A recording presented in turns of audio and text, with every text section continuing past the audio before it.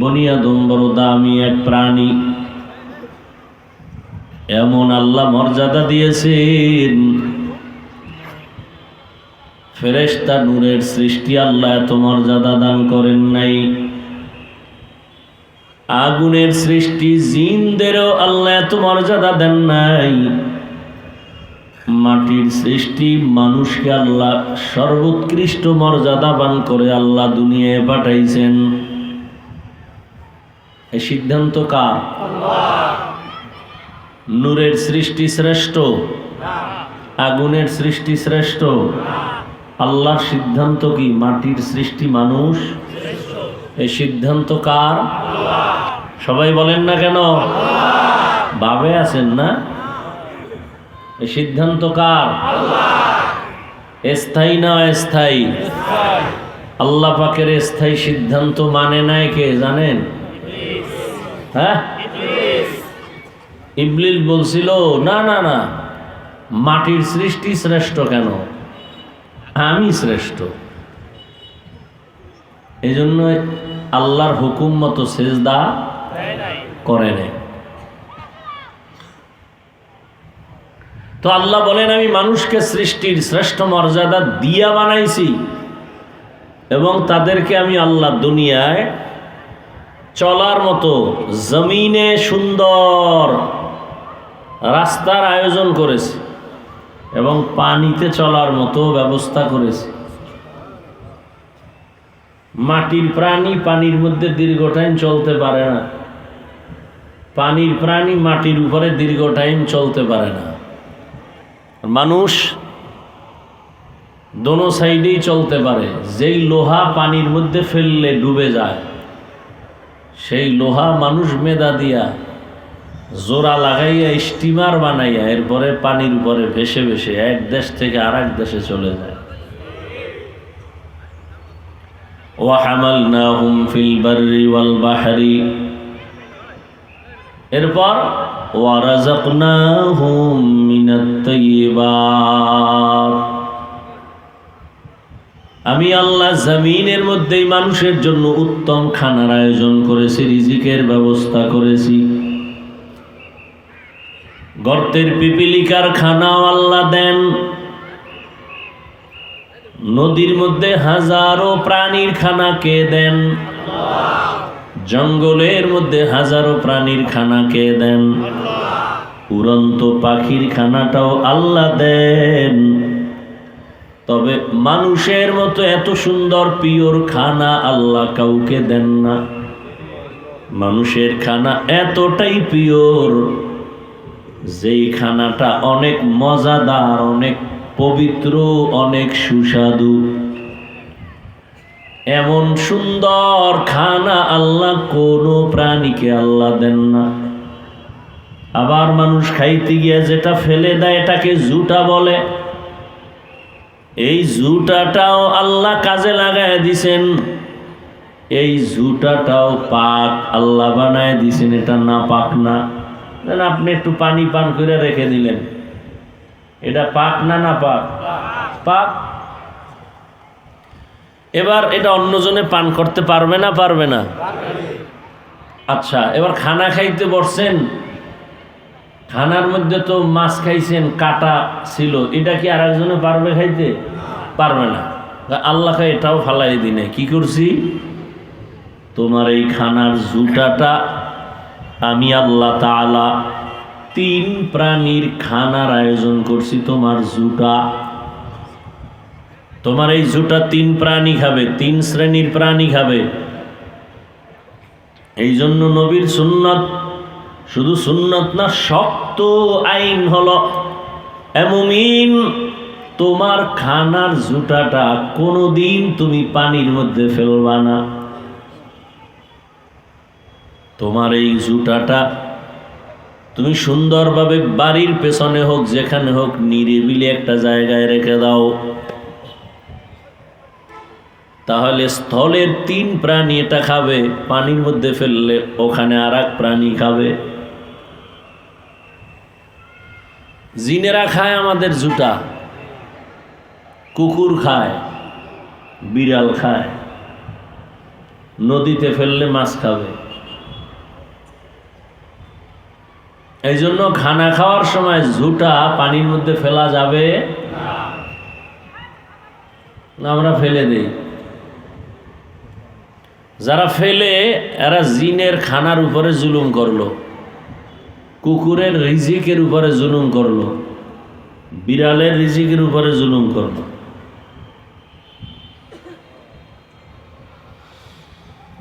তো মানুষের রিজিক কত পিওর। ভাত খাবেন চাল কাবারে, আটা রুটি খাবেন গম কাবারে ঢুকানো, বাহিরের কোনো ময়লা যেন তাকে স্পর্শ করতে না পারে। আপনি মাছ খাবেন, ওটাও কাবার লাগা আছে না, না কাবার সহ খাওয়া যায়? আপনি গোশত খাবেন, সেটাও কাবারে লাগানো। পশম ফালান, চামড়া ফালায় গোশত খাবেন। ফল খাবেন, তাও কাবারে আটকানো। কাঁঠাল খাবেন, আম খাবেন, কাবার ফালায় খাও।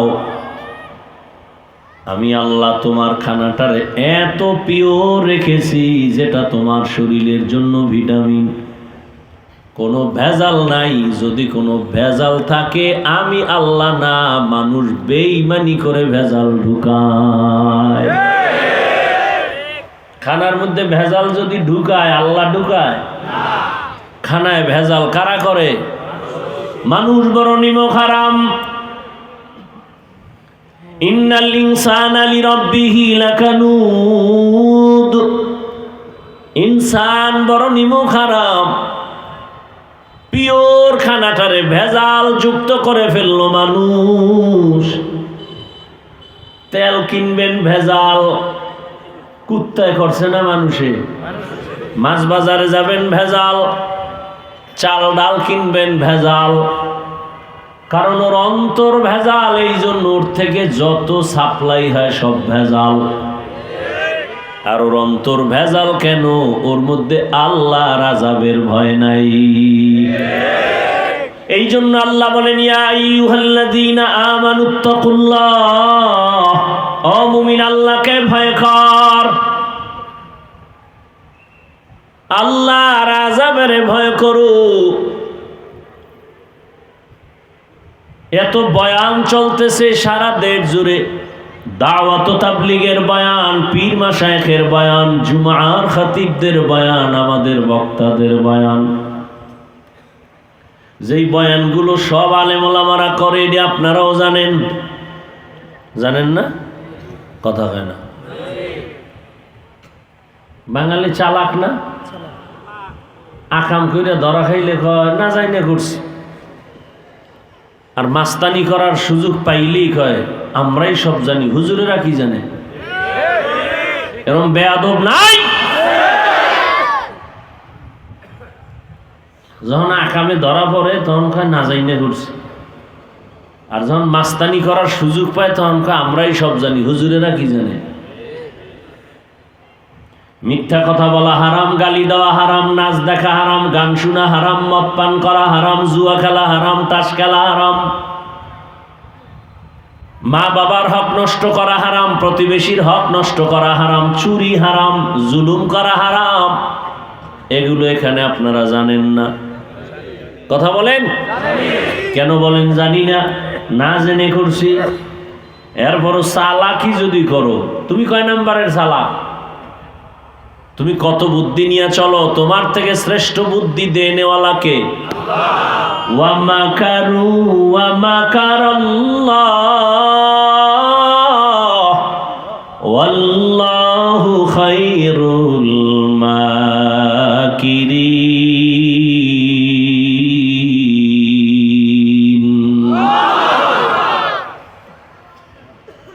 তুমি যদি বলো আমি না জানি না করছি, জানার পরেও যদি বাহানা করে কও জানি না, তো ফিডা ডবল, শাস্তি লেখা রাখো। চালাক যেটি চালাক সেটি লেখা রাখো। মনে করো না গাঞ্জা খাই অজে বইছি। যারা জানার বাহানায় বলবা জানি না, তো অন্যায় করলে শাস্তি কয়টা? ডবল ডবল, মনে রেখো। আর সাধারণ মানুষ কি মনে করে? না যাই না অন্যায় করলে শাস্তি অর্ধেক। ডবল শাস্তি। জানলি না কেন, করলি কেন, দুই শাস্তি। তোরে জানার জন্য তাবলিগওয়ালারা গেছে, জানো না কেন? মাদ্রাসা ছিল, জানো না কেন? ওয়াজ মাহফিল হইছে, জানো না কেন? ফিডা করলি কেন, আর এক ফিডা।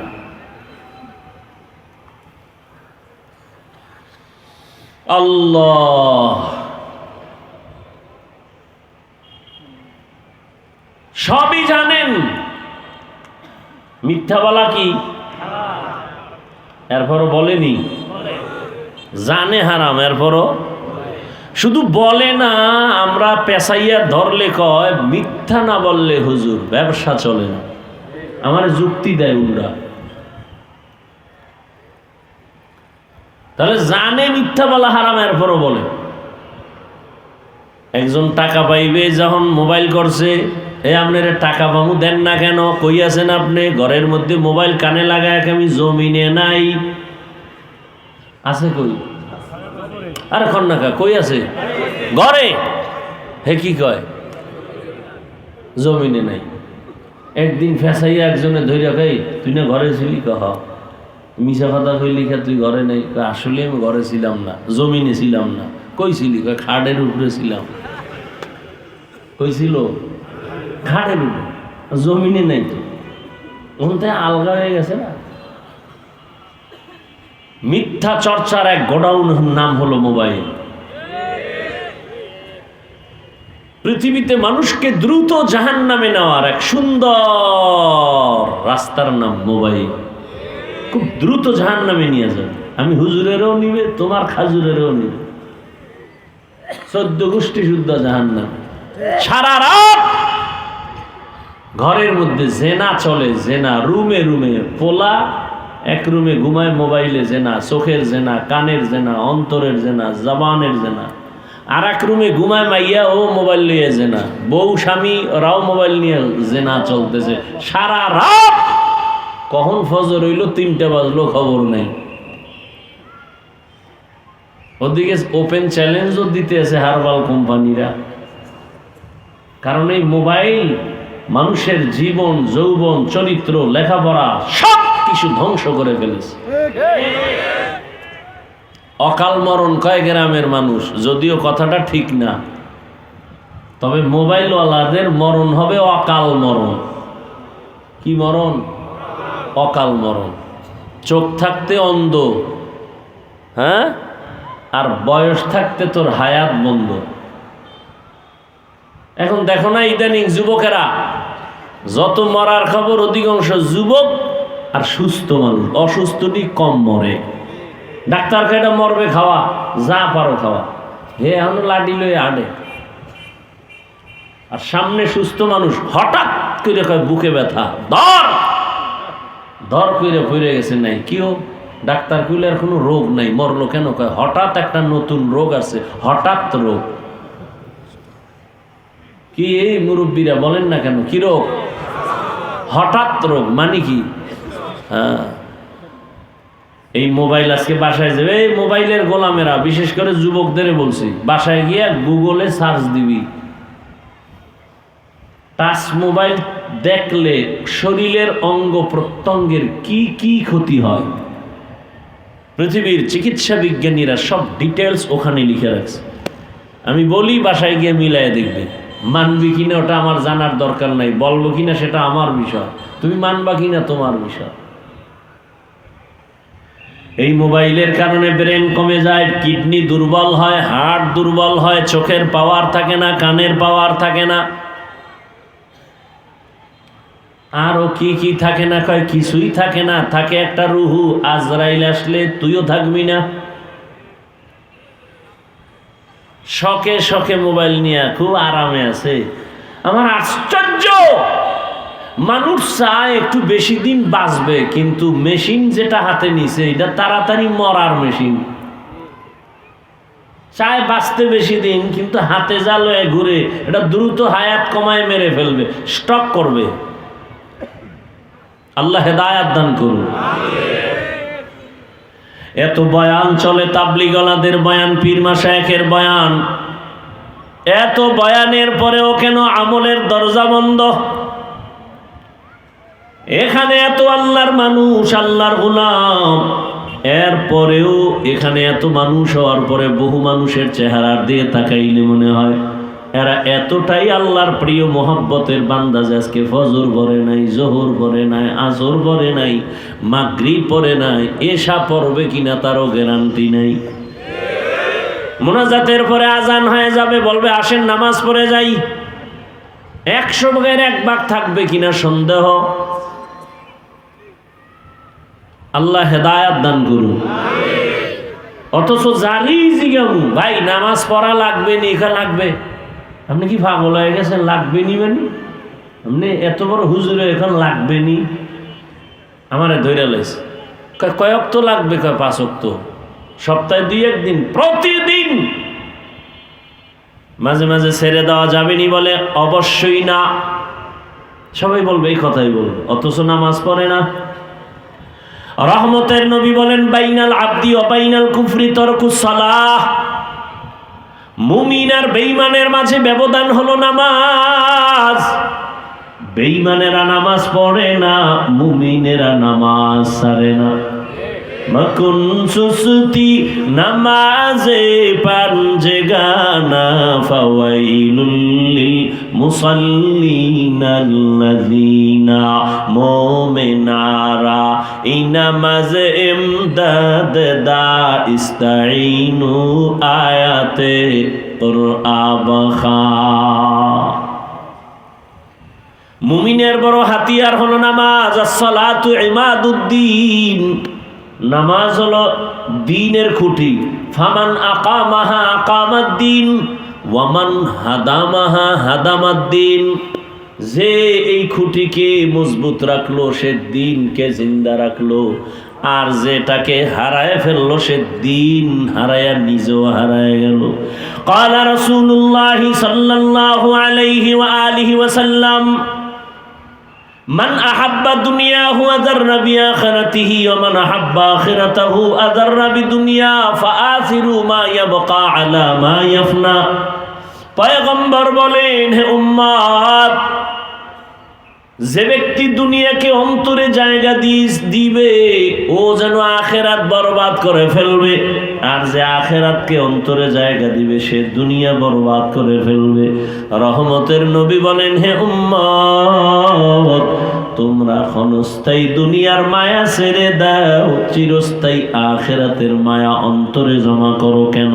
কই দুনিয়া নামক হায়াতের একটা সেকেন্ডের কোনো গ্যারান্টি আছে? 1 সেকেন্ডের গ্যারান্টি দেওয়া যাবে না। রহমতের নবী ভিন্ন হাদিসে বলেন, এই দুনিয়ার আল্লাহর কাছে মূল্য মশার ডানা বড় বড় নাই। দুনিয়া নামক গ্রহটার দাম আল্লাহর কাছে মোটেও নাই। তো আল্লাহ দুনিয়ার দাম না থাকলে আমগো মতো দামি মানুষগুলো দুনিয়ায় পাঠাইলেন কেন? কেন আল্লাহ পাঠাইলেন? আল্লাহ পাক থাকার জন্য, ঘুমানোর জন্য পাঠান নাই। আল্লাহ পাঠাইছেন একটা কাজ করার জন্য, বাজার কইরা তাড়াতাড়ি বাড়ি যাও। আমি এভাবে উদাহরণটা দেই, সকাল 9টা কি 10টায় বাবায় ছেলেরে কয় তাড়াতাড়ি যাও, বাজারে গিয়া ডাল চাল তরকারি মাছ কিনে আনো, দুপুরবেলা বাসায় মেহমান আসবে। টাকা দিয়ে দিছে, ছেলে টাকা পাইয়া খুশিতে দৌড়ায়।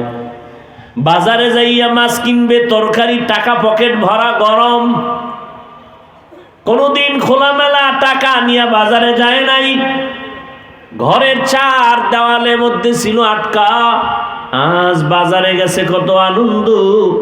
বাজারে যাইয়া বাজার করবে দূরের কথা, গিয়ে দেখে বাজারে সুন্দর সুন্দর বিল্ডিং, লাল নীল বাতি জ্বলে, আবার এক জায়গায় মেয়েরা নাচ গান করে। এগুলো দেখা দেখা মজা পাইতেছে। মজা মজা করতে করতে হঠাৎ জোহরের আজানের আওয়াজ কানে আসছে। জিহ্বায় কামড় দিয়া কয়, সর্বনাশ, আমার বাবায় তো বাজার করতে পাঠাইলো, আমি খেলার মজা পাইছি, আমি বাজারের কথা ভুলিয়েই গেছি। একটা দৌড় দিয়া দোকানওয়ালারে কয়, বলো তোমার তরকারি চাল ডালের দাম কি? জিজ্ঞাসা করতে না করতে পকেটে হাত দিয়ে দেখে টাকাও হারায় গেছে। বাবায় যে টাকা দিছিল এগুলো নাই, হারায় গেল। চোখের পানি ছেড়ে পাগলের মতো হয়ে গেল। ওদিকে বাবাও বেত নিয়ে দাঁড়ানো। দুপুরে মেহমান আসবে, তোর খবর নাই। তুই বাজার নিয়ে আইলেও তোরে ফিডাম। তুই যদি বাজার নিয়ে বাসায় আসো তো ফিডাম।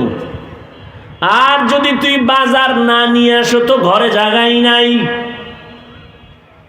আল্লাহ কয়, রে মানুষ, আমি আল্লাহ তোরে আদর করে বানাইয়া ঈমানের টাকা দিয়া দুনিয়ায় পাঠাইছি। আমলের বাজার কইরা আবার চলে আসবি। ঈমানের টাকা দিয়া পাঠাইলাম, দুনিয়ায় যাও, আমলের বাজার করবা। قال رسول الله صلى الله عليه وآله وسلم ما من مولود إلا يولد على الفطرة فأبواه يهودانه أو ينصرانه أو يمجسانه إلى آخر الحديث। রহমতের নবী বলেন, জমিনে যত সন্তান ভূমিষ্ঠ হয় প্রত্যেকটা সন্তান ঈমানের পাওয়ার নিয়ে দুনিয়াতে আসে। কি পাওয়ার? ঈমানের পাওয়ার নিয়ে দুনিয়াতে জন্ম নেয়। মা বাবা সন্তানটাকে মূর্তির পূজারি বানায়, অগ্নি পূজারি বানায়, গায়রুল্লাহর গোলাম বানায় মা বাবা। এই জন্য আল্লাহ কোরআনেও বলেছেন, কিয়ামতের দিন সন্তান মা বাবার বিরুদ্ধে আল্লাহর আদালতে মামলা দায়ের করবে। অনেক তাহাজ্জুদওয়ালারা সন্তানের অন্যায়ের কারণে হাসরের মাঠে হ্যান্ডকাপ লেগে যাবে, জাহান্নামে যাবে। কি তুমি গুনাহ করছো? কয় না। তো জাহান্নামের হ্যান্ডকাপ কেন? কয় সন্তানের হক আদায় করি নেই। কিয়ামতের ময়দানে আল্লাহ ডাকবেন, এই ছেলে, নামাজ পড়েছো? পড়ি নাই। রোজা রাখছো? রাখি নাই। কেন? সন্তান কইবা, আল্লাহ আমার কোনো দোষ নাই, আমার আব্বা আম্মা, আমার মুরব্বী আমারে ঠিক মতো নামাজের তালিম দেয় নাই। সন্তান কি বলবে? আল্লাহ তা কোরআনে বলেন। সন্তান বলবে, রব্বানা ইন্না আতা'না সাদাতানা ওয়া কুবারানা ফাআদাল্লুনাস সাবিলা। সূরা আহজাব ৬৭ নম্বর আয়াত। সন্তান বলবেন, হে মালিক, আমার মা আমার বাবা কোনোদিন আমাকে আজান শিখায় নাই, কালেমা শিখায় নাই, কোরআন শিখায় নাই, নামাজের জন্য ডাকে নাই, ওয়াজে ডাকে নাই, জুমায় ডাকে নাই, কোরআন তেলাওয়াত শিখায় নাই। আল্লাহ ধরে ফেলবে। আজকে তো ইনসাফের আদালত, বিচার হবে ইনসাফ অনুযায়ী। আরে মা বাবায় করে নাই ঠিক বুঝলাম, তবে তোর বিবেক দিয়ে কেন সঠিক পথে তুই চলো নাই? কত মা বাবা আছে সন্তানকে নামাজ পড়াতে চায় না, কিন্তু সন্তান মা বাবার কথা মান্য করে নামাজি হয়ে গেছে, নাই? অনেক মা বাবা কুলাঙ্গার, মা বাপ নামের অযোগ্য, চায় না সন্তান টুপি পরবে, মসজিদে যাবে, কোরআন পড়বে, কিন্তু সন্তান মা বাবার কথা মান্য করে গিয়া কোরআন শিখে ফেলছে, টুপিওয়ালা হয়েছে। তুই কেন বিবেক দিয়া সঠিক পথে চললি না? সন্তান বলবেন, হে মালিক, আমার ভুল হয়ে গেছে, মাফ করে দাও। কয় না, আজকে ইনসাফের বিচার হবে। কি বিচার? বলে, তুই বিবেকটা দিয়া সঠিক পথে কেন কাজ করলি না? বিবেকের বিচার হবে। কার বিচার হবে? ইন্নাস সামআ ওয়াল বাসারা ওয়াল ফুআদ কুল্লু উলাইকা কানা আনহু মাসউলা। সন্তান বলবে, আল্লাহ আমার যদি বিচার করই, আমার একটা আবদার আছে। কি? আমারে যদি ফিডা একটা দেও, আমার মা বাবারে ডবল ফিডা দিতে হবে। আমারে শাস্তি তুমি যা দেও তার ডবল শাস্তি আমার মা বাবারে দিতে হবে। সন্তান বলবে, রব্বানা আতিহিম যিফাইনি মিনাল আযাব ওয়ালআনহুম লা'নান কাবীরা। সন্তান বলবেন, হে মালিক, আমাকে যে শাস্তি দিবে তার দ্বিগুণ শাস্তি আমার মুরব্বী মা বাবাকে দাও। এই জন্যই আল্লাহ আর এক আয়াতে কয়, এই মুমিন, জাহান্নাম থেকে নিজে বাঁচলে হবে না, আহালকেও বাঁচাতে হবে। ইয়া আইয়ুহাল্লাযীনা আমানু কু আনফুসাকুম ওয়া আহলিকুম নারা ওয়াকুদুহান নাস ওয়াল হিজারা আলাইহা মালাইকাতুন গিলাযুন শিদাদুন লা ইয়াসুনাল্লাহা মা আমারাহুম ওয়া ইয়াফআলুনা মা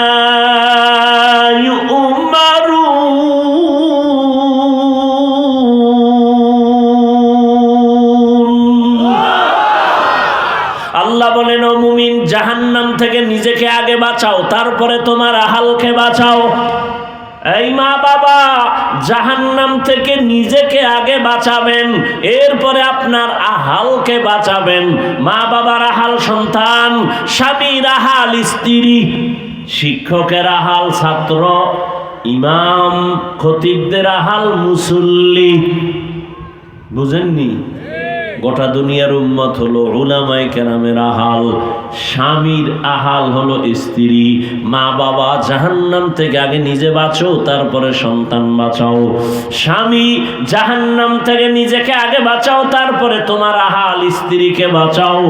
ও শিক্ষক, জাহান্নামের আগুন থেকে নিজেকে আগে বাঁচাও, তারপরে তোমার আহাল ছাত্রকে বাঁচাও। না হয় আহালের অভিযোগ যখন শুরু হয়ে যাবে, তখন দায়িত্বের অবহেলার কারণে আল্লাহর বান্দা মা বাবা হইয়াও যদি দায়িত্ব পালন না করে, হাতের মধ্যে জাহান্নামের হ্যান্ডকাপ লেগে যাবে। এজন্য আল্লাহ পাক বলেন, জাহান্নামের আগুন থেকে নিজেকে আগে বাঁচাও, তারপরে দায়িত্ব তোমার আহালকে বাঁচাও। এরপরের দায়িত্ব তোমার প্রতিবেশীকে বাঁচাও, এরপরে সমাজের লোক বাঁচাও, এরপরের দায়িত্ব উম্মতের বাঁচাও। উম্মতের চিন্তা করে, উম্মতের চিন্তা করবে ওলামায়ে কেরাম। তুমি তোমার ছেলে মেয়ের চিন্তা করো, তুমি স্বামী তোমার স্ত্রীর চিন্তা করো, তুমি শিক্ষক তোমার সন্তান ছাত্রদের চিন্তা করো। ও আল্লাহর বান্দারা, ও মেম্বার সাহেব, তুমি ওয়ার্ডের চিন্তা করো, ইউনিয়নের চিন্তা করা তোমার জন্য ভালো না। ইউনিয়নের চিন্তা কে করবে? চেয়ারম্যান সাহেব, তুমি ইউনিয়ন নিয়ে ভাবো, থানা নিয়ে ভাবার তোমার কাম না। থানা নিয়ে কে ভাববে? এমপি সাহেব ভাববে। তুমি এমপি, তোমার থানা কন্ট্রোল করো। তুমি দেশ নিয়ে ভাইব না, দেশ নিয়ে ভাববে যারা মন্ত্রী, যারা সরকার প্রধান। তুমি তোমার এরিয়া নিয়ে ভাবো, মা বাবা আগে সন্তান নিয়ে ভাবো, স্ত্রীকে নিয়ে স্বামী ভাবো। উম্মতের চিন্তা পরে করো, আগে নিজের চিন্তা করো, নিজের অধীনস্থ আহালের চিন্তা করো।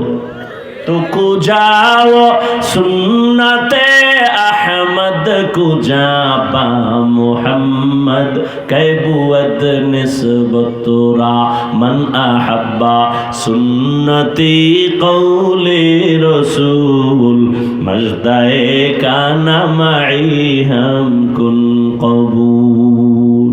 আল্লাহ তাআলা ঈমানের টাকা নিয়ে পাঠাইছেন কিসের? বাজারের জন্য।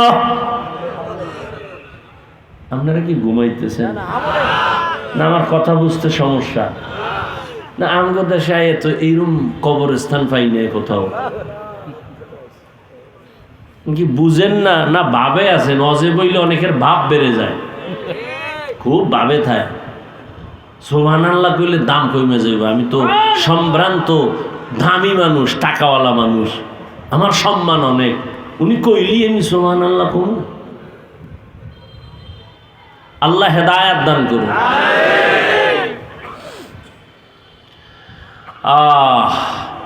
কিসের বাজারের জন্য পাঠাইলেন? কিন্তু দুঃখ,